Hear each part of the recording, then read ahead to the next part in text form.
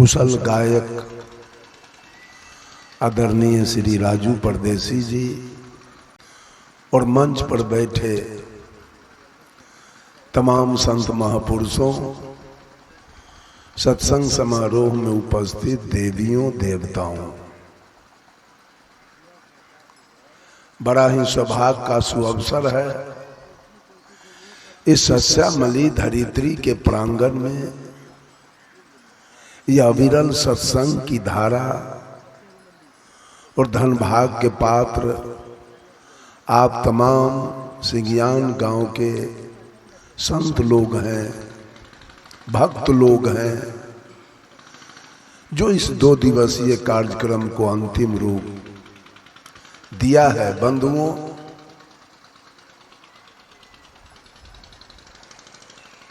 आगमन ही प्रस्थान का कारण होता है और जन्म ही मृत्यु का कारण होता है। फरना ही झरने का कारण होता है और बढ़ना ही बुताने का कारण होता है। दोस्ती ही दुश्मनी का कारण होता है, मित्रता ही शत्रुता का कारण होता है, बड़ी ही तेरी ही का कारण होता है और भजना ही तजने का कारण होता है। अब आप लोग बताइए कि किस भगवान के भजन से हमारी मुक्ति होगी। कबीर साहब कहते हैं, भजो तो को है भजन को, तजू तो को है आन, भजन तजन के बीच में सोई सद्गुरु पहचान। साहिब कबीर के कथनानुसार पूरे सृष्टि के लोग, चाहे वो हिंदू हो, मुसलमान हो, सिख हो, ईसाई हो, औरत हो, मर्द हो, जितने लोग हैं वहां भजन और भक्ति कहीं नहीं। सारे लोग ईर्ष्या द्वेष के दलदल में जाके फंसे हुए। हिंदू को मुसलमान से ईर्ष्या है, मुसलमान को हिंदू से ईर्ष्या है, सिख से ईसाई को ईर्ष्या है, ईसाई से सिख को ईर्ष्या है, पारसी से यहूदी का ईर्ष्या है, यहूदी से पारसी से ईर्ष्या है, रामानंदी को कबीरपंथी से ईर्ष्या है, संत मत वाला को आर्य समाज वाला से ईर्ष्या है, आर्य समाज वाला को गायत्री परिवार वाला से ईर्ष्या है, गायत्री परिवार वाला को युग निर्माण मिशन वाला से ईर्ष्या है, युग निर्माण वाले को जय गुरुदेव बाबा से ईर्ष्या है, जय गुरुदेव वाले को बाल युगेश्वर से ईर्ष्या है, बाल युगेश्वर वाले को रजनीश से ईर्ष्या है। कहां कहां भजन और भक्ति है? के सब तरेगा? ललका वाला तरेगा कि उजरका वाला कि हरियरका वाला कि पियरका वाला? सारे लोग ईर्ष्या और द्वेष की अग्नि में जल रहे हैं। हम गाय को गोर लागते हैं, अब मुसलमान गाय काट के खा रहा है। भोला बाबा क्या बिगाड़ दिया है मुसलमान के? कुछ बिगड़ गया? कुछ बिगड़ा है? हम रामायण पढ़ते हैं, महाभारत, गीता, सुख सागर, वेद, पुराण, स्मृति, उपनिषद पढ़ते हैं ना। अब मुसलमान क्या पढ़ता है? कुरान, जब्बूर, इंजिल, तौरेत और हदीस। हम करते हैं होली, दिवाली, छठ, जितिया, करवा चौथ। अब मुसलमान क्या करता है? ईद, बकरीद, सोबरात, तजिया। हम घूमते हैं पूरब तो वो घूमता है पश्चिम। हमको मस्जिद नहीं चाहिए, उसको मंदिर नहीं चाहिए। किसी को गिरजा नहीं चाहिए तो किसी को गुरुद्वारा नहीं चाहिए। सारे लोग अहंकार में फूल रहे हैं कि हमारे पंथ जैसा किसी का पंथ नहीं है, हमारा गुरु महाराज सन के होशियार किसी का गुरुए नहीं है।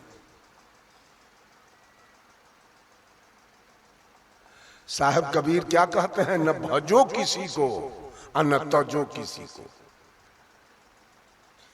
अगर किसी को भजते हो इसका मतलब है तो किसी को तजते हो। अगर बाहर हम भक्ति के लिए आते हैं तो देवताओं की कतार लगी है 56 करोटी। किसी आदमी को 25 को भगवान का नाम याद नहीं होगा। पूजा कितना का करते हैं बताइए तो। एक घर में 25 गो आदमी हो, अब 5 गो के भोजन मिले, अब 20 गो के न मिले, क्या नतीजा होगा? घर के रहेगा कि जलेगा? घर रहेगा कि जल जाएगा? कितने का पूजा करते हैं आप लोग? अशेष भगवान कितना बच रहा है? जिसको भज रहे हैं वो मदद करेगा, और जो शेष बच रहा है वो आपके साथ क्या करेगा? मान लिया कि राम 2-4 नदी आपको पार कर देंगे, अब 5वां नदी पर अगर रहीम मिल गया, रावण मिल गया, तो सारा मिर्गी उतार देगा आपका, आप बैकुंठ जाइएगा सतलोक।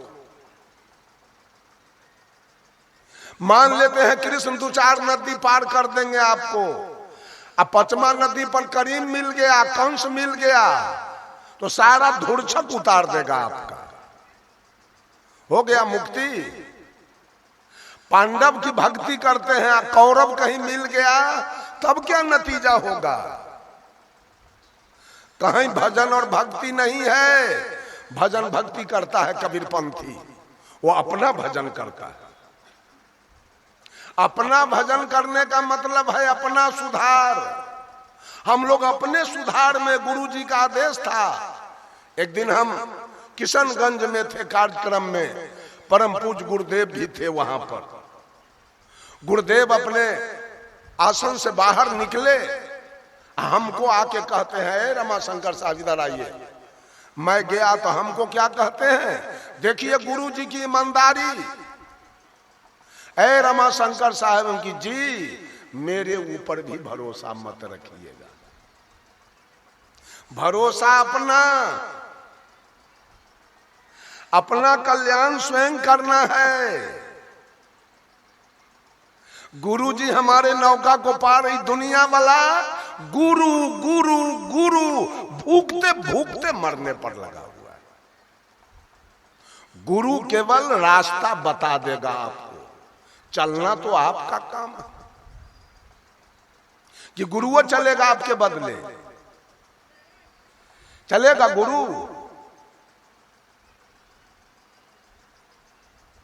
एक महिला रो रही है और रो के कह रही है, ससुरे में भेजबई संदेश, ससुरे में भेजबई संदेश, नैहरबा में आग लगी, ससुरे में भेजबई संदेश, नैहरबा में आग लगी। ससुराल को खबर दे रही है, नैहर में आग लगी है। औरत के लिए सुख का घर नैहर होता है कि ससुराल? औरत सुखी जीवन कहां जीती है, नैहर में कि ससुराल में? ससुराल में। नैहर में वो जब तक रहती है तो न जमीन पर अधिकार है, न मकान पर अधिकार है, न सोना चांदी पर अधिकार है, न रुपया पैसा पर अधिकार है, न गाय भैंसी पर अधिकार है, न गाड़ी घोड़ा पर अधिकार है। वो मम्मी पापा, भाई भाभी, चचा चाची जो वस्त्र सिया के दे वो पहनती है, और जो भोजन दे वो खाती है। कॉपी किताब खरीद के दे तो विद्यालय जाती है, अन्यथा बकरी चराती है, गाय चराती है। अधिकार कुछ नहीं। लेकिन जिस दिन उसका विवाह हो गया और दुल्हा मिल गया, और दुल्हा कहीं मुखिया मिल गया, तो ये मुखियाइन बन जाएगी उसी दिन, बिना चुनाव लड़ ले। सुख मिला कि दुख। दुल्हा कहीं दरोगा मिल गया तो दरोगाइन कहेगी, दुल्हा कहीं डॉक्टर मिल गया तो डॉक्टरनी बन जाएगी। और दुल्हा के नाव से 10 बीघा जमीन है तो इसका 5 बीघा हो गया, ये मलकिनी बन गई। सुख का घर है ससुराल, और कल मैंने चर्चा किया दुख का घर है नैहर। ये काया नैहर दुख का घर है। इसमें 3 प्रकार का दुख मैंने कल आप लोगों को बताया, और इसी में ही जीव रूपी दुल्हन रह रही है नैहर में। नैहर में लड़की नहीं रहती है, आखिर उसको ससुराल जाना है, इसलिए उसका नाम है नैहर। नहीं रहना है इसमें, आपको रहना है, सारे लोग इसमें रहेंगे। ये नैहर है, और इस नैहर नगर में सदगुरु ने ज्ञान और विवेक की आग लगाई है। नैहर नगर में, नैहर नगर जल रही है। तभी जुग रूपी दुल्हन कहां जाएगी? अभी ससुराल को सूचना देवा रही है, अब हमको ले चलो, नैहर नगर जल रहा है। ससुराल क्या है? सुख का घर। ससुराल क्या है? मोक्ष, मुक्ति ससुराल है। कह रही है ससुरे के भेजवई संदेश, नैहरबा में आग लगी। आग लगी, उसमें जरे कौन लोग? कह रही है नाई जरी गए, बारी जरी गए, मिट गए आवाजाही। नाई जरी गए, बारी जरी गए, मिट गए आवाजाही।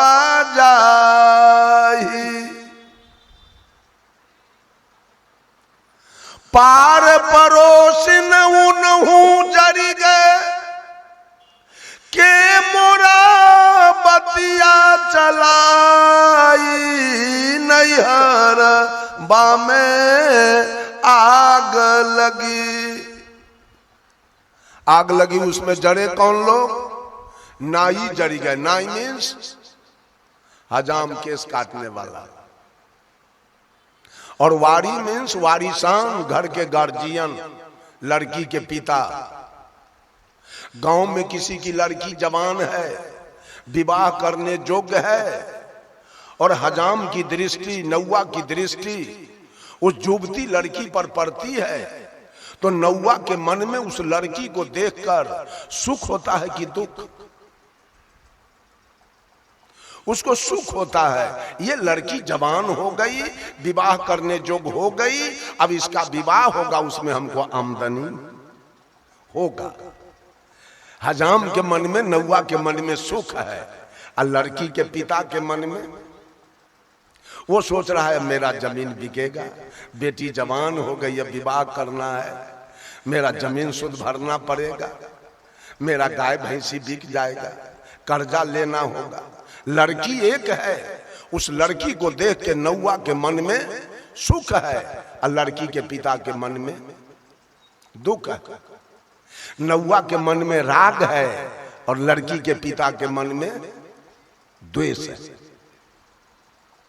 लेकिन ये दुल्हन कह रही है जब गुरु ने ज्ञान विवेक की आग लगाई तो नौवा और लड़की के पिता दोनों जल गए। राग जलने का मतलब है नौवा, और द्वेष जलने का मतलब है लड़की के पिता।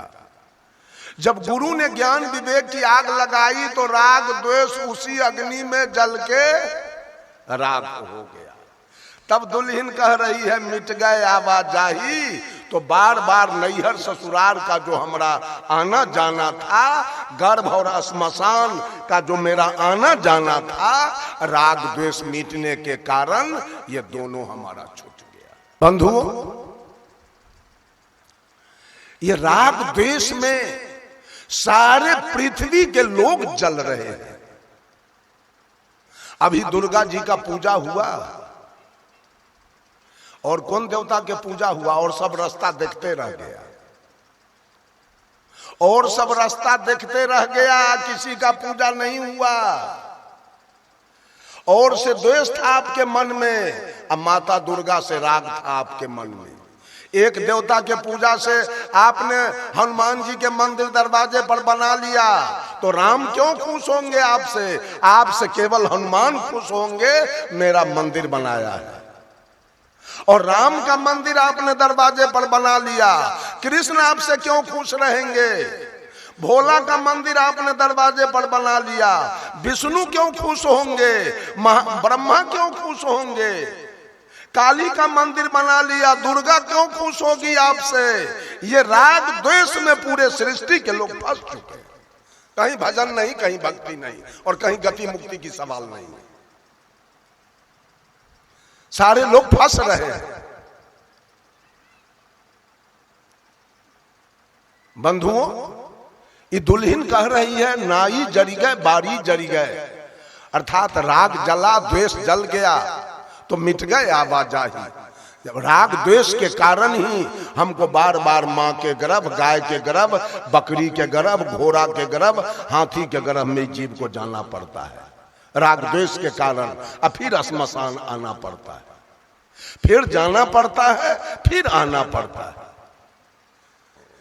मात्र राग द्वेष के हम लोग 65 वर्ष का उम्र मेरा हो गया, आज तक मैं मंदिर का मुंह नहीं देखा हूं। अगर मस्जिद में नहीं गया तो मंदिर भी नहीं गया, गिरजा भी नहीं गया और गुरुद्वारा भी नहीं गया। मेरे लिए ये मंदिर है, बडीज टेम्पल, ये काया मंदिर जो प्रकृति ने बनाया, वो मेरा मंदिर है। और उसी मंदिर में मेरा भगवान या आत्मा राम निवास कर रहा है, मैं उससे स्नेह करता हूं। परमात्मा के बनाए मंदिर से मेरा स्नेह है, लोगों के बनाए मंदिर से मेरा स्नेह नहीं है। जिस परमात्मा ने काया रूपी मंदिर को बनाया और जिसके अंदर में आत्मा राम भगवान बैठे हैं, उससे मेरा स्नेह है।